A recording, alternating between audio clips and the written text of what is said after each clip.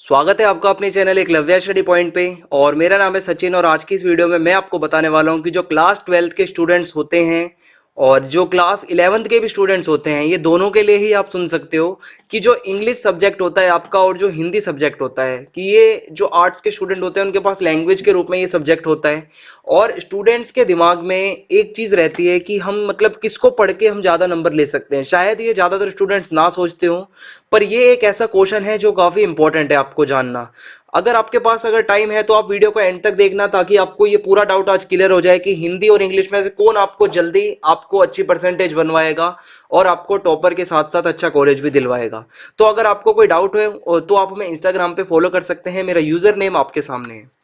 तो जो भी एक क्लास 12th का या 11th का स्टूडेंट होता है जिसके पास इंग्लिश और हिंदी उसके सब्जेक्ट्स के अंदर होते हैं, तो अगर गवर्नमेंट स्कूल से कोई स्टूडेंट पढ़ा होता है तो उसको बचपन से ही उसका जो एनवायरनमेंट होता है वो हिंदी मीडियम का रहा होता है। और उसको साथ साथ उस हिंदी के एनवायरनमेंट के साथ इंग्लिश भी पढ़ाई जाती है बचपन से, वो भी पढ़ना जरूरी होती है। ऐसा हम नहीं कह सकते कि हिंदी सब्जेक्ट जो है, अगर हिंदी मीडियम का स्टूडेंट है तो वो सिर्फ हिंदी ही पढ़ता है, उसको इंग्लिश सब्जेक्ट भी पढ़ना पड़ता है।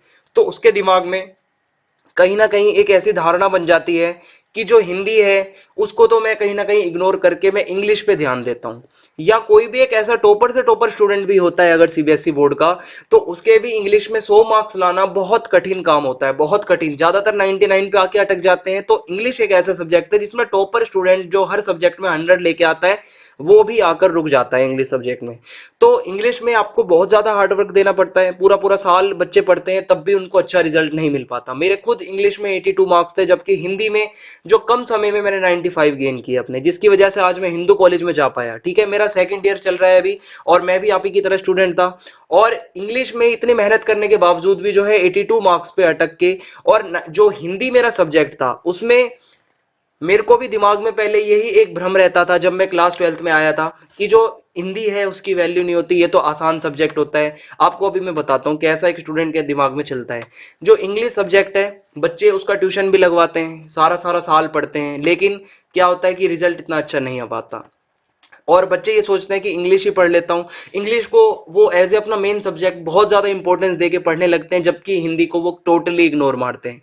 मैं ऐसा आपको बिल्कुल नहीं कहता कि आपको इंग्लिश पढ़ना छोड़ देनी चाहिए या हिंदी पढ़ना छोड़ देनी चाहिए। आपको अपने सब्जेक्ट के अंदर बैलेंस बना के रखना बहुत ज़रूरी है, क्योंकि अगर आप बोर्ड एग्जाम देने जाते हो तो आपके जो मेन सब्जेक्ट है उसमें हिंदी और इंग्लिश दोनों आते हैं, और आपको अपनी परसेंटेज बनाने के लिए इन दोनों पर पकड़ होना बहुत ज़रूरी है।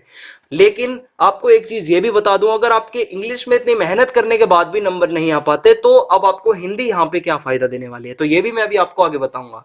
तो इंग्लिश में क्या होता है कि इंग्लिश ही पढ़ लेता हूँ, ऐसा बहुत स्टूडेंट्स के दिमाग में चलता है, या पढ़ लेती हूँ।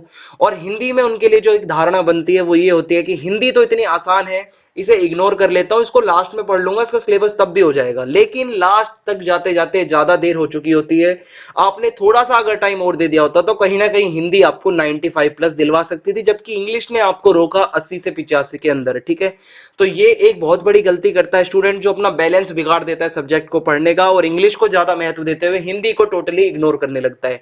और इसका फिर क्या नतीजा होता है वो आपको बताता हूँ, कि जब फिर रिजल्ट अनाउंस होते हैं तब उसे पता चलता है कि इंग्लिश में इतने कम मार्क्स आए हैं, जिसको हमने पूरे साल पढ़ा, इतनी मेहनत करी उस पर। और फिर दिमाग में ये आता है कि काश मैंने अगर हिंदी पर थोड़ा ध्यान दे लिया होता थोड़ा टाइम से, तो क्या होता कि आज कॉलेज में मेरा भी एडमिशन हो जाता। आपको पता है डीयू में एडमिशन लेने के लिए बहुत स्टूडेंट्स का ड्रीम होता है, और डीयू में एडमिशन लेने के लिए जो होता है, कॉलेज के एडमिशन के लिए आपको आपके 4 सब्जेक्ट वहां पे लगाने पड़ते हैं। ठीक है, उन 4 सब्जेक्ट में से आप एक लैंग्वेज अपनी हिंदी या इंग्लिश दोनों में से कोई भी लगा सकते हो। ऐसा नहीं है अगर आप हिंदी की परसेंटेज जोड़ के अगर आप कॉलेज में एडमिशन लोगे तो आपको इंग्लिश नहीं पढ़ने दिया जाएगा, आपको कोई फर्क नहीं पड़ेगा। आप अपने हिंदी सब्जेक्ट की अपनी परसेंटेज ऐड करके अपनी टोटल परसेंटेज में आप कॉलेज में एडमिशन ले सकते हो। कहने का मतलब ये है, हिंदी आपको कॉलेज में एडमिशन दिलवा सकती है अगर आपके हिंदी में 95 है। जैसे कि मैं आपको अपना एग्जांपल देता हूं, मेरे इंग्लिश में 82 मार्क्स थे और मेरे हिंदी में 95 मार्क्स थे। तो मैंने हिंदू कॉलेज, जो कि इंडिया का नंबर 1 कॉलेज है कोएड का, उसमें जो मेरा एडमिशन हुआ वो हिंदी सब्जेक्ट की वजह से ही हो पाया। अगर हिंदी में मैंने नहीं ध्यान दिया होता तो मेरा इंग्लिश में सिर्फ 82 स्कोर था, और उस 82 से मैं कभी भी हिंदू कॉलेज में नहीं जा पाता। जबकि हिंदी जो सब्जेक्ट था उसने मुझे 95 मार्क्स दिए, और फिर वो हिंदी सब्जेक्ट की जो परसेंटेज थी उसको जोड़ के मैंने हिंदू कॉलेज में एडमिशन लिया। और उसके बाद मैं अब सेकंड ईयर अपना परस्यू कर रहा हूँ आगे। तो कहने का मतलब ये था कि मतलब इंग्लिश में स्टूडेंट्स इतनी ज़्यादा मेहनत करने के बाद भी एक वो प्रॉपर तरीके से एग्जाम नहीं लिख पाते, जबकि हिंदी में क्या होता है कि कम समय में हम अपना जो कोर्स है वो अच्छे से पूरा करके और अपनी परसेंटेज पर अपना जो मतलब एक मतलब पकड़ होती है वो हम मजबूत कर सकते हैं अपनी हिंदी के ऊपर। तो ये एक स्टूडेंट के दिमाग में चलता है, वो मैंने आपको बताया। अब आपको बताता हूँ हिंदी के जो कुछ बेनिफिट्स। एक तो इसका सिलेबस कम है। अब जो कोरोना का टाइम है इसमें सिलेबस इसका और घटा दिया गया है, जिसमें कविताएं ज्यादा बड़ी नहीं होती, चैप्टर भी इतने ज्यादा बड़े नहीं है, तो सिलेबस कम है, जल्दी इसको कवर किया जा सकता है। दूसरा है आसान वीडियोस। मैं आपको खुद हिंदी पढ़ाता हूँ और आपको मैं ये भी बता दूं कि आने वाले टाइम में जल्दी ही आपके लिए इंग्लिश का कोर्स भी लाया जाएगा। ठीक है, ऐसा नहीं है कि आपको हिंदी ही सिर्फ पढ़नी है और इंग्लिश को अब इग्नोर करना है। आपको दोनों सब्जेक्ट पे एक बैलेंस बना के रखना है। कहने का मतलब ये है कि जो हिंदी को आज तक जो आप इग्नोर कर रहे थे वो इग्नोरेंस नहीं करनी है अब आपको आगे।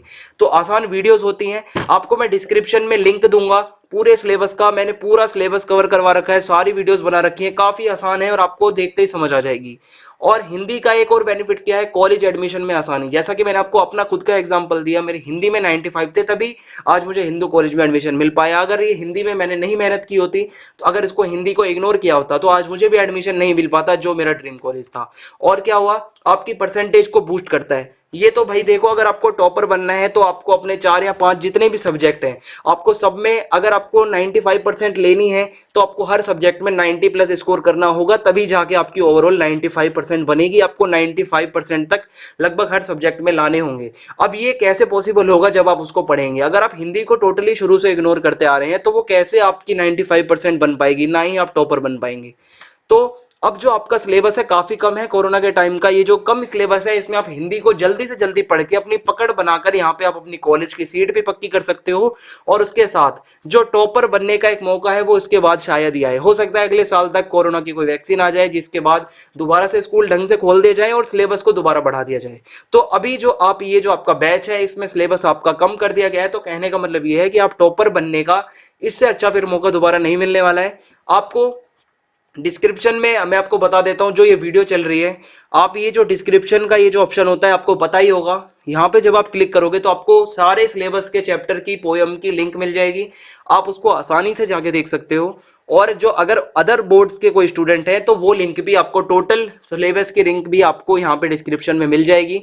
मैं आपको अंतरा और अंतराल ये 2 बुक्स पढ़ाता हूँ और हिंदी में बहुत ही आसान वीडियो के साथ आप अपना सिलेबस कवर कर सकते हो। और आपको एक चीज और बता दूं, एक टॉपिक है जो कि इस साल अपठित गद्यांश का ये जो पहला क्वेश्चन आता है आपके क्वेश्चन पेपर में, ये इसका पैटर्न थोड़ा चेंज हुआ है। अब ये एमसीक्यू में इसके क्वेश्चन पूछे जाएंगे। पहले आपको आंसर लिखना पड़ता था, पर अब अपठित गद्यांश के अंदर आपको एमसीक्यू क्वेश्चंस के आंसर देने होंगे। तो कैसे इसको अटेम्प्ट करना है, ये एक क्वेश्चन है जो ज्यादातर बच्चे पूछ रहे थे। आप कमेंट बॉक्स में मुझे बता दीजिए, क्या मैं इस टॉपिक पर वीडियो जल्दी से जल्दी बनाऊं, येस और नो। तो आपका जैसा रिस्पॉन्स होगा उस हिसाब से मैं ये वीडियो बनाने वाला हूं।